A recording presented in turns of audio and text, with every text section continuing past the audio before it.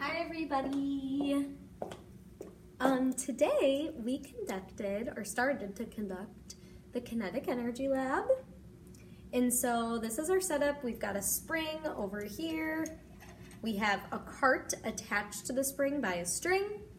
And I just said, make some observations about our system.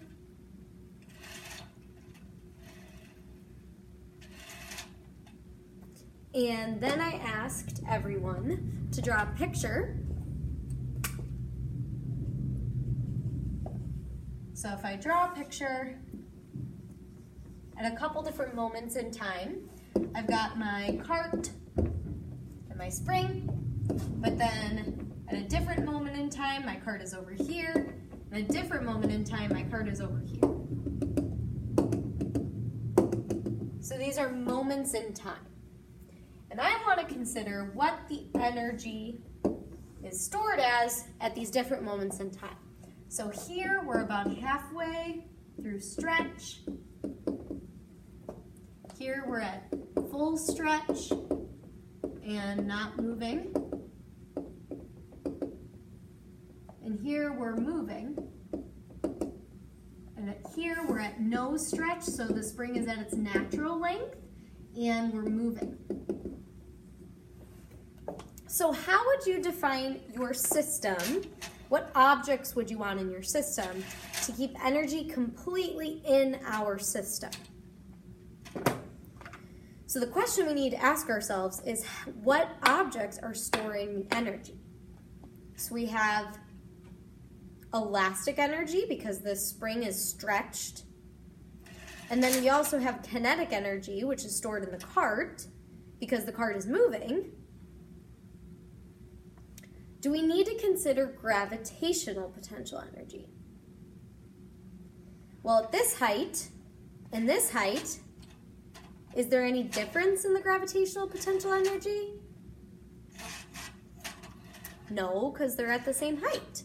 So we can basically say that we don't need to look at our system with the Earth because there's no change in gravitational potential energy. So let's just say this is H equals 0. So when our spring is stretched and not moving, how is the energy stored? What am I going to put in that pie chart? I'm going to put entirely spring potential energy. Now, when I'm halfway through my stretch, and this is a little bit tricky,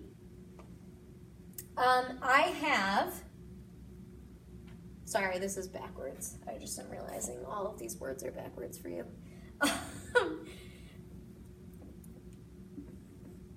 So spring potential energy, this is going to actually be a quarter of potential energy because if we're at half our stretch and this is our spring energy equation, then half of x is squared, which is a quarter. And so the rest is kinetic energy. And then here, because it's not stretched, that means that the stretch is equal to 0, which means our spring potential energy is also equal to 0. So if we want to graphically and mathematically model the relationship between kinetic energy and velocity, we can say that the spring potential energy, when we are stretching this to its maximum, is going to be equal to the kinetic energy here, when the spring is limp, when it's no longer stretched at all. So that's what we're going to be using to collect data. So our data is going to end up being these spring potential energies, which we're going to have to calculate, and these are equal to the kinetic energy, our purpose. They're equal to the kinetic energy, and then we're going to graph that versus the velocity. So the velocity, we're going to measure using this little thing called a B-speed. And this B-speed, it's really hard to actually do this accurately, but you have to get kind of on eye level. And we're going to make this rod go directly through the B-speed.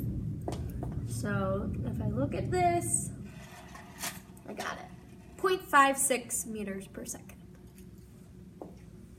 And that is how we're going to collect data. All right. Make sure you understand that. It's a lot of conservation of energy, which is important. And I will see you all tomorrow.